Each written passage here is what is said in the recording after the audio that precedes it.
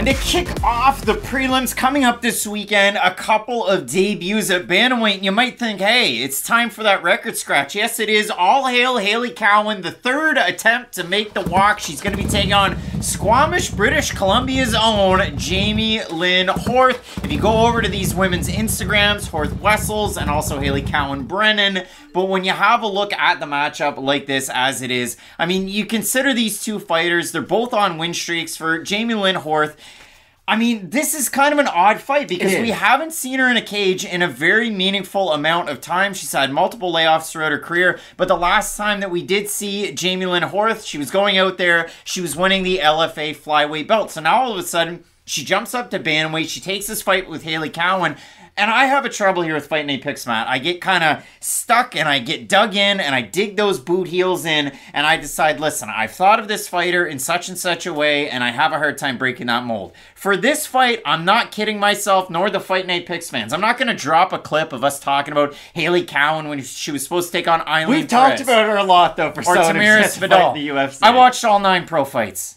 I watched all 9 pro fights. I went all the way down through it. And if you look at it for Hailey Cowan and you look at all of these fights and you consider the background that she has coming into MMA, it's a little weird. It's kind of like Charles Johnson that you're also going to find on this card because for Hailey Cowan, she goes to Baylor. She's a multiple-time All-American in acrobatics and tumbling gymnastics. She parlays that into becoming an amateur. She wins all of her amateur fights, goes 3-0, takes her first pro fight, favored by the commentary team and the fans, takes on Victoria Leonardo. There's a lot of back and forths in that one. Cowan starts to initiate a lot of the grappling exchanges. But in the final one, it's Leonardo bucking her down to the ground. Leonardo getting into the advantageous position and getting the submission win. And from there, Cowan goes on a streak, beating Shaw Whittington, Jessica Stotak, Sarah Click, Jessica Middleton, Brittany Cloudy in a fight that I thought Cloudy had won 2 of the rounds.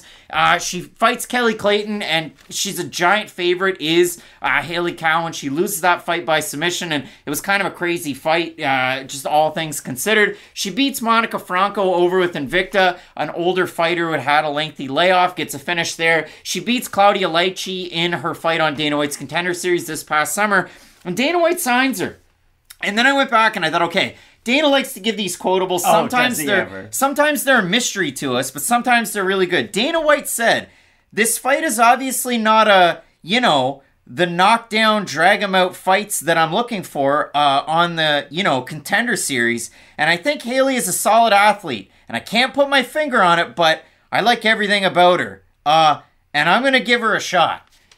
Really, really great words from the president. So, Matt, not a great sales pitch. Watched a lot of tape, obviously, on both of these women, but I went back and did the review of Hailey Cowan's entire career, and she's gotten better throughout, and I have a more positive look on it than I did going into the Perez and Vidal fights. Not lighting the world on fire, though. And that's the interesting thing about this fight. They both are quite well-rounded, I will say that. It's not like they have this one area that really stands out where it's, I think Hailey Cowan's going to, go in there and just completely outbox Horth. But I will think ranges are going to be important because I think Cowan can have more success up close. Horth is someone who will mix her kicks in a little bit more. She likes to go to the body. She likes to go to the leg a little bit more. So I do think those kicks, since they are a more essential component of her game, it will be interesting to see if she can keep that range. Because if they are both just going for a lot of those, not sloppy takedown attempts, but just takedowns off of clinches, not a lot of the more traditional, like, single and double legs, I think we will get a lot of even positions out of that, so it might just come down to the volume game at the end of the fight. I mean, there were a lot of things to kind of, break down when you're watching these Cowan fights, and at the start, it was kicks to close the distance to clinch,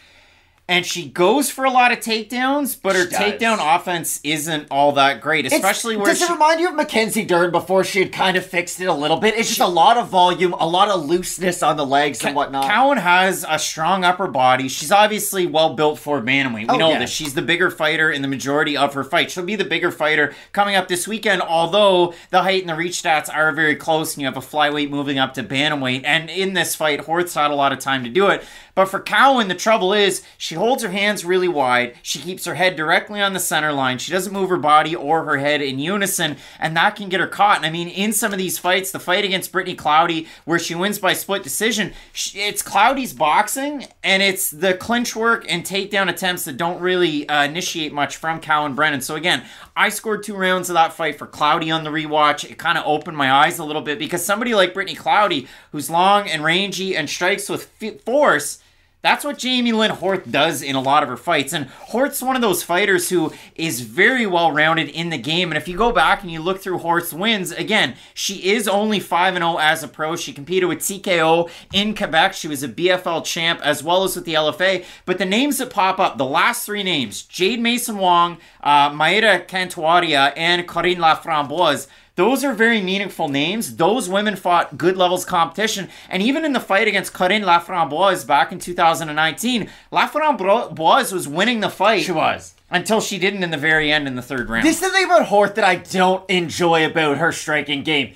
It's a little mechanical. Like, if you are stuck at long range, she will have success because she'll use her punches in unison with her kicks. But that's why I do think if Cowan can get on the inside and get on the outside and can disrupt some of that rhythm, she can have success even on the feet, because Horth is someone who, it's a lot of 1-2 kick, a lot of kind of set combinations. So I will be curious to see if the movement of either athlete kind of stifle the striking game of their opponent. Yeah, and you consider, I mean, for both of them coming into the UFC, I said Horth's level of competition was pretty good. The records might not necessarily suggest it, but you got to look into it a little bit deeper. For Cowan, it was the same conversation coming into Dana White's Contender Series. Combined opponent record was 20-17-1, and the average opponent's age was 30 years old. And if you look at it for Jamey-Lyn Horth, I mean, a 22-month layoff between the Mason Wong fight and the fight against Maeda Cantuaria, and that's a really long layoff. She was then supposed to take on last December Sabina Mazow, who's somebody that's kind of been in the mix over with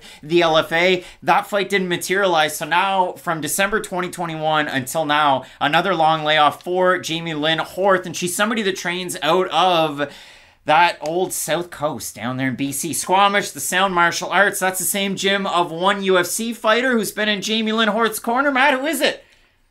Former bantamweight in the UFC, Cole Smith. So a big corner there, but I mean, overall, all the amateur and pro experience for Jamey-Lyn Horth has taken place at flyweight. So a big move up here. She's definitely the more dynamic striker out of these two. She's definitely the more adept when it comes to her submission attempts in her fights, but we'll see if that physicality comes into play for Hailey Cowan. You look at the odds in the matchup, Matt. Cowan opened as about a 2-1 favorite. They're almost at par right now. We have a look at the Topology votes. Surprise to us as they are to you.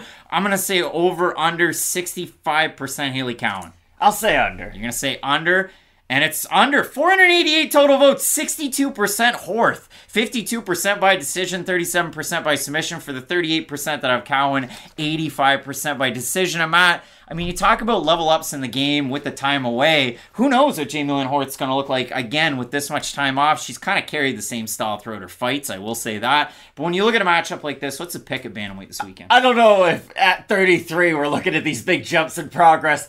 This is what I will say, and I feel like we have been somewhat critical of Horth in this video. I guess we've given both of them their flowers, but I think Horth has the slight edge in the matchup, even though I don't love her in a lot of matchups moving forward. And I hate to kind of leave it at that, but I think her striking is a little bit more complete, and I think that's what's going to edge her in a victory in this one. I mean, Horth definitely has the better striking. Even if you go back to Hailey Cowan's fight when she took on Middleton, at the end of it, Ron Crux talking about how Middleton's a forklift operator. She has been for 7 years. Tough lady. Yeah, she is. She drives a forklift for a living.